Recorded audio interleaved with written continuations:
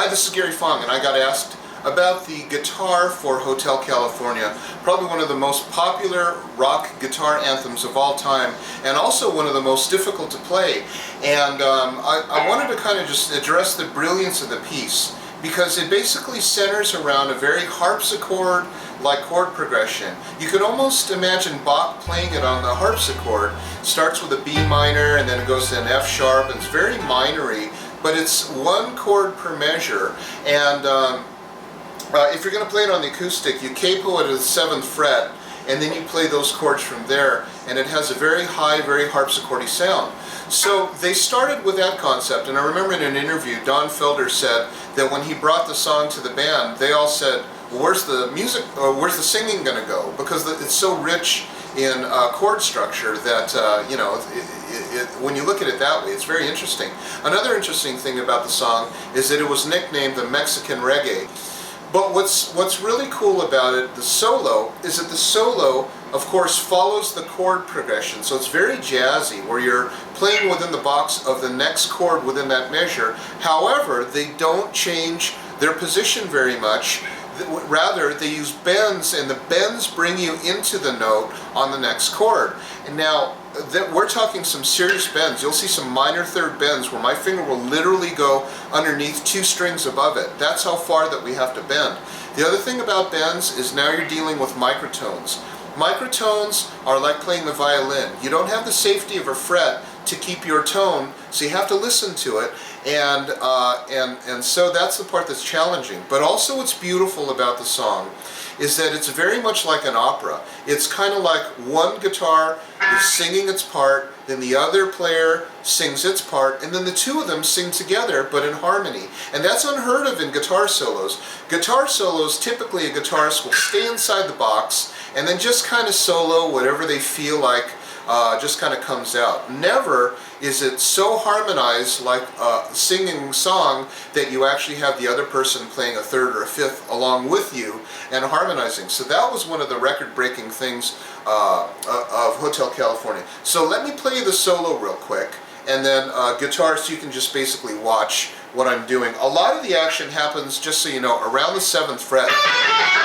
And it's very much just kind of within a blues thing, but then there's some minor stuff going on here. So let me just show it to you real quick. Okay, so.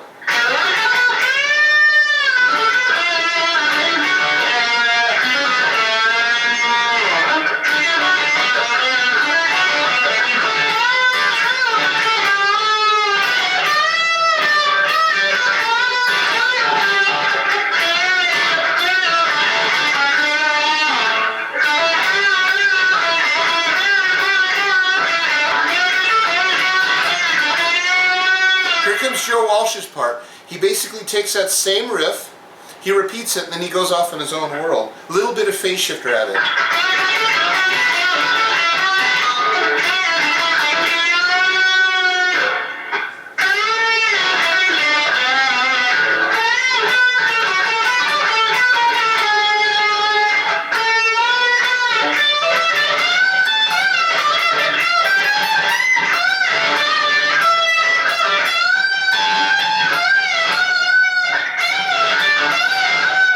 I want to show you this bend. Look at where my finger is. I'm literally almost to the D string. I'm underneath the G string.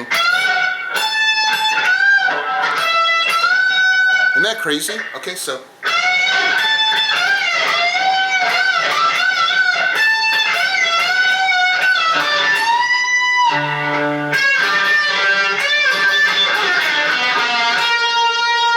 That's really kind of cool, because we're taking the B string and pulling up to an octave on the G string.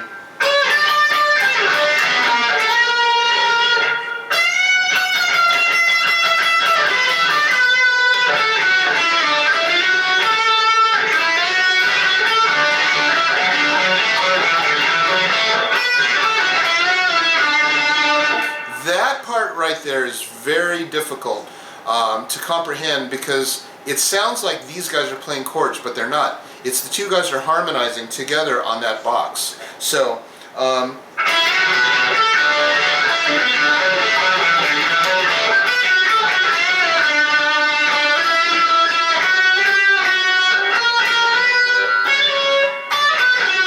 this is where the arpeggios start. Let me play along with the song.